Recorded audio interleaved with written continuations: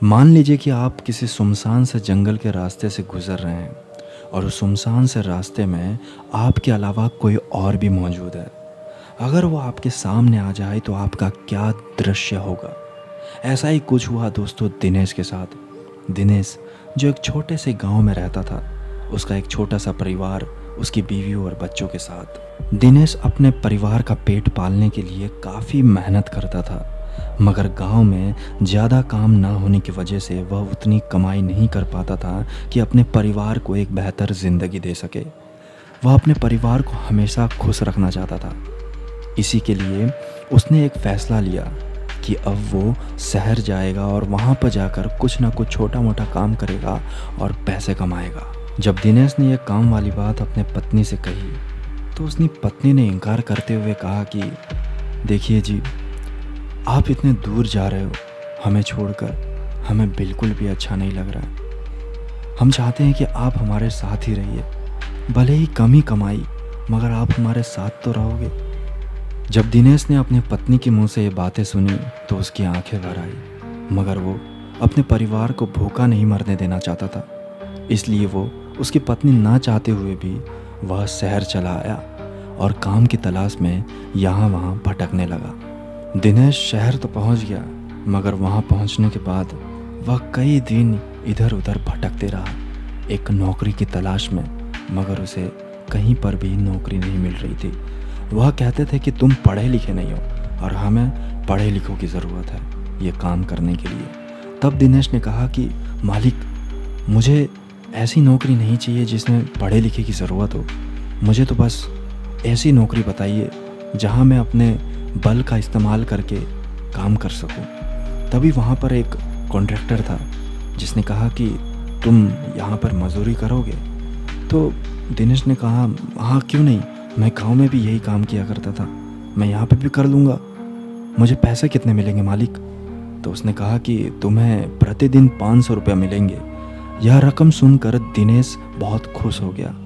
उसने सोचा नहीं था कि उसे कभी एक दिन के 500 रुपये भी मिलेंगे। मगर दिनेश ज़्यादा दिन तक वह काम कर न सका, क्योंकि वह काम इतना मेहनत वाला था कि दिनेश ने भी कभी इतनी मेहनत नहीं की होगी। उसने तुरंत वह काम छोड़ा और कहीं एक ट्रक ड्राइवर की नौकरी में लग गया। उसे गाड़ी चलाने आती थी तो उसे वह नौकरी भी मिल गई। दिनेश उस ट्रक ड्राइवर की नौकरी करते करते उसके ज़िंदगी में एक ऐसा मोड़ आने वाला था, उसने कभी इस चीज़ के बारे में कभी सोचा भी नहीं होगा। एक समय की बात है, दिनेश शहर से एक पुराने गांव के तरफ एक सामान पहुंचाने के लिए गया अपने ट्रक से। वह गांव से वापस जब लौट रहा था शहर के तरफ तो काफ़ी अंधेरा हो चुका था, और मगर उसे वहाँ पर जल्दी भी पहुँचना था शहर में। तो उसने सोचा क्यों ना मैं एक शॉर्टकट ले लेता हूँ। एक कच्चा रास्ता था जो गांव से शहर की तरफ कुछ ही घंटों में पहुँचा देता था। तो दिनेश ने ना चाहते हुए भी वह शॉर्टकट का रास्ता अपना लिया, मगर दिनेश को ये नहीं पता था कि वह शॉर्टकट उसके ज़िंदगी को पता नहीं कहाँ पहुँचा सकता है। दिनेश को गाड़ी चलाते चलाते आधी रात हो चुकी थी, मगर दिनेश अभी भी शहर नहीं पहुंचा था।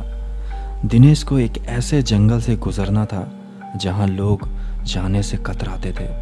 वह दिन में तो एक आम सा दिखाई देता था, मगर रात होते ही पता नहीं क्यों वहां पर एक अजीब सा सन्नाटा छा जाता था और अंदर से एक लहरें गुजरती थी जो इंसान को सोचने पर मजबूर कर देती कि आखिर वो यहाँ आए क्यों।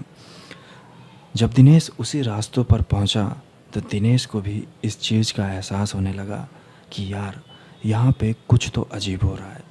दिनेश अपनी गाड़ी चलाते चलाते जा रहा था, तभी उसके सामने एक बड़ा सा पत्थर जैसा कुछ चमकती हुई चीज़ दिखाई दी। दिनेश उस पत्थर को बिना हटाए आगे बढ़ नहीं सकता था, इसलिए वह ट्रक से उतरकर वह पत्थर हटाने के लिए गया। वह जैसे ही उस पत्थर के पास पहुंचा तब उसकी आंखें चकाचौंध हो गई। उसने देखा कि वहाँ पर एक सफ़ेद सी साड़ी पहने एक लड़की, और मैं औरत कह सकते हैं, एक औरत बैठी हुई थी घूंघट ओढ़े और कुछ भी नहीं बोल रही थी। जब दिनेश ने उस औरत को देखा, पहले तो दिनेश भी डर गया, मगर दिनेश को लगा कि शायद कोई महिला मदद चाहती हो जो यहाँ पर बैठी हुई है। दिनेश ने उस औरत से कहा कि आप यहाँ पर कैसे आए? आप कहाँ जाना चाहते हैं? कहाँ से आए आप? वह औरत कुछ भी नहीं कह रही थी। दिनेश को लगा कि शायद उस औरत को कुछ सदमा आ चुका है, इसलिए कुछ बोल नहीं पा रही है। दिनेश ने कहा कि क्या मैं आपको आगे छोड़ दूँ अगर आप बुरा ना माने तो? दिनेश ने जैसे ही वह बात कही, वह औरत खड़ी हो गई अपने जगह से और जाकर ट्रक में चुपचाप बैठ गई। दिनेश को समझ में नहीं आ रहा था कि ये औरत है तो है कौन। दिनेश भी गया, उसने गाड़ी स्टार्ट की और वापस वह उस सफ़र में आगे बढ़ने लगा। बढ़ते बढ़ते पता नहीं क्यों अचानक वह औरत ज़ोर ज़ोर से हंसने लगी। दिनेश को कुछ भी समझ में नहीं आ रहा था कि ये हंस क्यों रही है। दिनेश थोड़ा सोच में पड़ चुका था, मगर पता नहीं क्यों दिनेश की आंखें धीरे धीरे अंधकार में डूबने लगी। उसे समझ में नहीं आ रहा था कि उसे हो क्या रहा है। उसकी आंखें धीरे धीरे बंद होने लगी और अचानक से वह कंट्रोल गाड़ी का खो बैठा और वह ट्रक का एक्सीडेंट हो गया। जब दिनेश की आंखें खुली तो उसने खुद को सुनसान से घर पर पाया।